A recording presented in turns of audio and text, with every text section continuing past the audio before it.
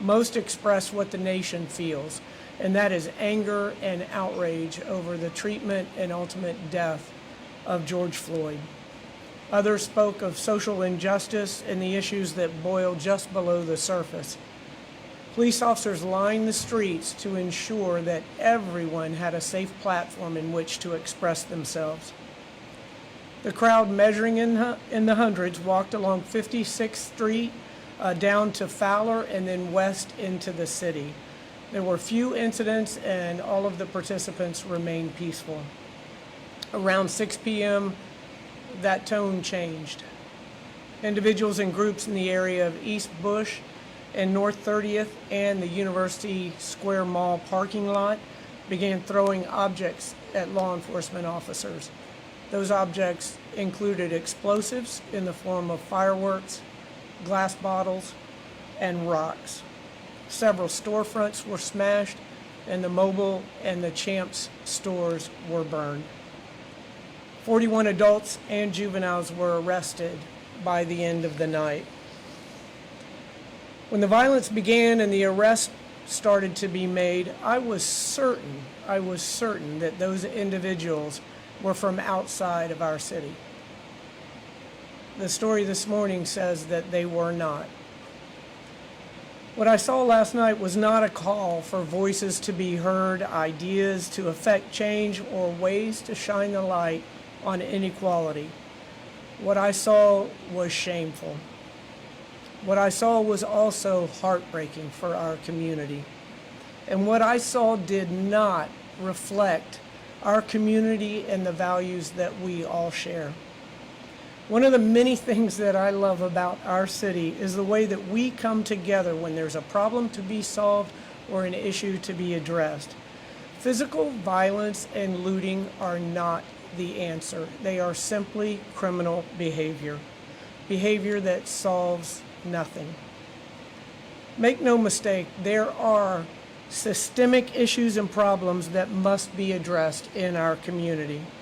Chief Dugan and I marched alongside each of you yesterday afternoon because we share your anger over the death of George Floyd, and we share your hopes and expectations of a better tomorrow. But issues that did not arise overnight will not be fixed overnight.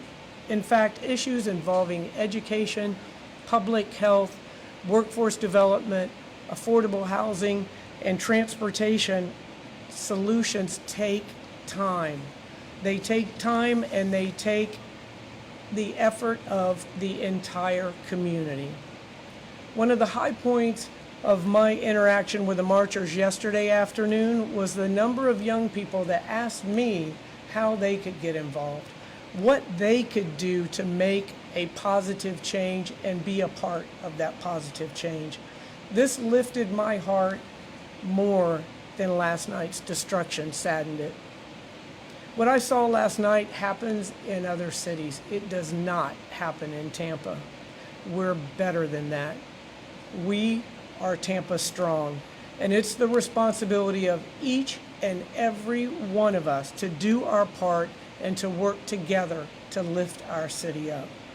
My plea is for everyone to do their part in denouncing violence and destruction in all forms.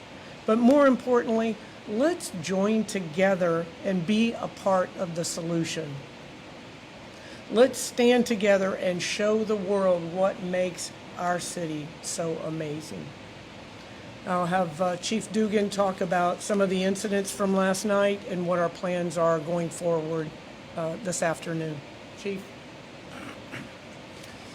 So last night we had about 40 businesses that were burglarized and looted. We had 5 of those that were set on fire. There may be others that have yet to be reported. We'll know more as the day goes on. We had one officer who had a minor burn to her arm when they set off some mortars at us. We had 27 police cars that were damaged. It ranged from punctured tires to shattered windows. In the city of Tampa, we made 41 arrests. I would expect more arrests tonight if we have a similar situation. I can tell you the mayor and I were together last night, and it was just heartbreaking to see people get in the face of police officers, the anti-police chants, which is something that we're used to. We can deal with that, but the civil unrest was just so disappointing. I'm actually kind of at a loss for words over the whole thing. It's, you know, like the mayor said, her and I were out there marching with protesters because, you know, this might shock some people, but I'm against police brutality. The mayor's against police brutality. 31 years, 6 years as chief of police, she never tolerated it. I do not tolerate that as chief of police. The mayor would fire me if I tolerated that. This is disappointing. You know, I thank all the good people of Tampa, and I thank our police officers. The courage and restraint that they used last night was just inspiring to me. What those police officers did and what they took on last night was just simply short of amazing. Were there shots fired by protesters during this event last night? It's hard to tell. We had a few reports of that. It was difficult to tell. Between the fireworks and some of the other issues, it was difficult to actually confirm whether there were shots fired. What do you tell to the business owners along Fowler and Bush Boulevard that had their businesses moving? You know, it was, I say I'm sorry, because as chief of police, to see this happen under my watch, it's very difficult to deal with. You know, very disappointed. Chief, will there be a curfew moving forward? I'm sorry, what was the question? Will there be a curfew moving forward? That's something that the mayor and I are in discussion with. That's ultimately the mayor's decision, that she will work with other policymakers. But, you know, I think my message to potential protest today and tonight, if you're a peaceful protester, I'm asking you to stay home. Do not come out. It is a different tone right now, and it's not about community policing. It's not about mentoring and coaching. The behavior that took place last night is not going to be tolerated. There will be a different tone today. If you are a peaceful protester, I suggest you stay home, because there are people that do not want to peacefully protest. They want to take over your voice. They want to take over your words, and that's not going to be tolerated. When you say different tonight, what does that mean by that? Well, we took a hard stance last night, and I think we are going to take an even harder stance tonight. Well, we'll be flexible, and you know we're going to be out there, and we have some plans. Did you have enough Mayor? staff last night? Yeah, I think we had enough staff. The problem was they were splintering off into small groups, and that is a challenge. But I think we're going to have a better game plan for today. Couldn't get somebody like John Bennett to sit down in the middle of the street like he did for the Norris. Well, you know, he is the chief of staff, and he's here today. You know, we have called in everyone. This isn't about egos of mine. I have a former chief of police. I have him, the chief of staff, at my disposal. We as a city government are going to take this on, not just as a police department. When did you start to notice things change yesterday? When you were out here for the protest earlier, they were rowdy, loud and stuff, but for the most part, they were not doing anything like breaking windows or attacking officers. Then officers marched with them through there, and we had the ones that same people who were also, you know, as peaceful as possible. And then a total flip. Well, I noticed it yesterday morning, where some of you were out here, and I noticed a little bit of a different intensity of what we're used to. You know, we're used to standoffs and giving them the opportunity to let their voices be heard. You know, that's something we've prided ourselves on in our city, that we work with protesters. As the day went on, you could see the tension start to rise, and I think that's when, as the day went on, you saw the peaceful protesters kind of go home and realize that there were some people who really didn't have the best of intentions.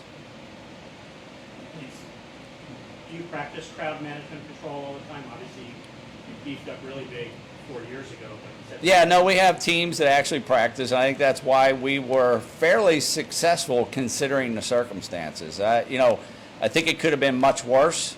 You know, for the people who are anti-police, think about what happened last night, and think about if the cops weren't there and how much worse it would be. What kind of society would we have if every police officer across the nation said, I'm not going to go to work today? And that is just a small sample of what you would have. Thank God for the cops that were out there last night. One of the things to me that really stuck out this morning is a lot of these protesters are protesting against lack of being hurt and stuff like that, but they're out in out in the university area, and we saw some single moms, some single black moms come out there who just got back to work and wasn't getting paid for the polio, and now they can't go to work because they have to place to work. One mom out there crying, saying that they're taking food out of my kids' mouths. You can speak to that to police. People are doing that, then you know that you are hurting the people who say you're trying to help. You're trying to help them. Yeah, I mean, it doesn't make sense. I understand that people are venting, they're frustrated, they've seen this before, and they feel like things aren't changing. I think the state of policing in the United States is tremendously better. But you're right, they're not helping people. They're not helping the situation.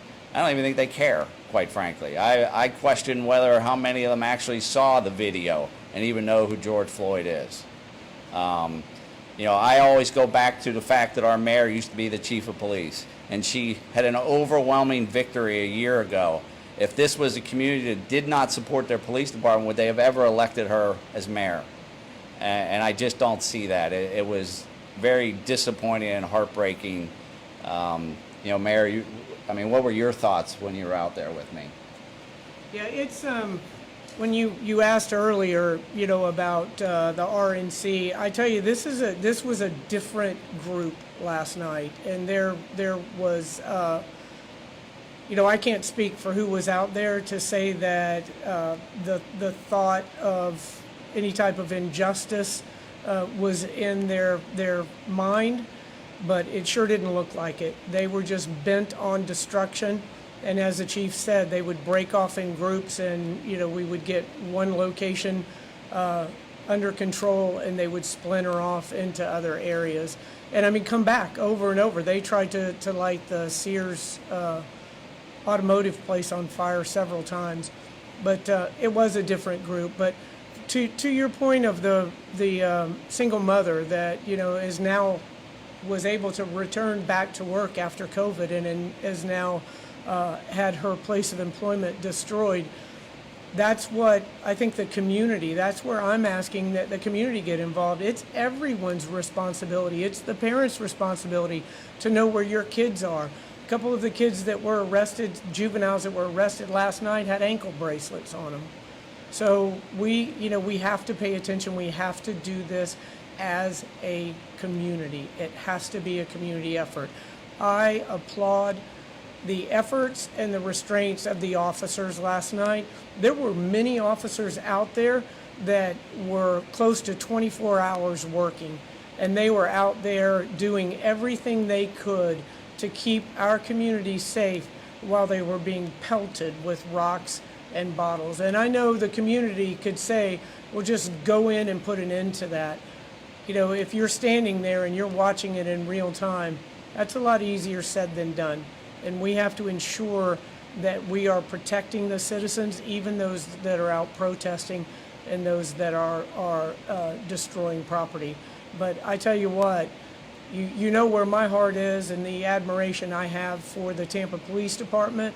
The officers out there last night were just beyond amazing, and they showed a great deal of restraint, and they stayed on it to make sure that there wasn't more damage than there actually was, and more importantly, there weren't any more injuries than there were. We've seen this before too, and I want to caution the community in this as well. Remember what happened in Dallas. These things turned into random ambushing of police officers across the United States. So I implore the community to pay attention to this. Tampa is better than this, and it's going to take each and every one of us to ensure that there's no violence and no property destruction in our community.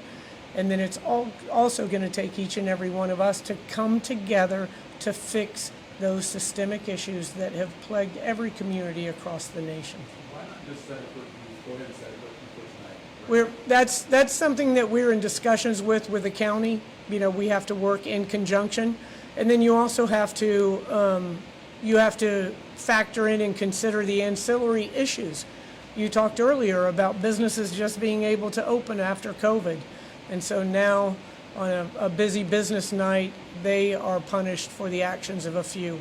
So that's something that we're going to discuss, and I'll make a decision that's in the best interest of our entire community. All right, thank you all very much.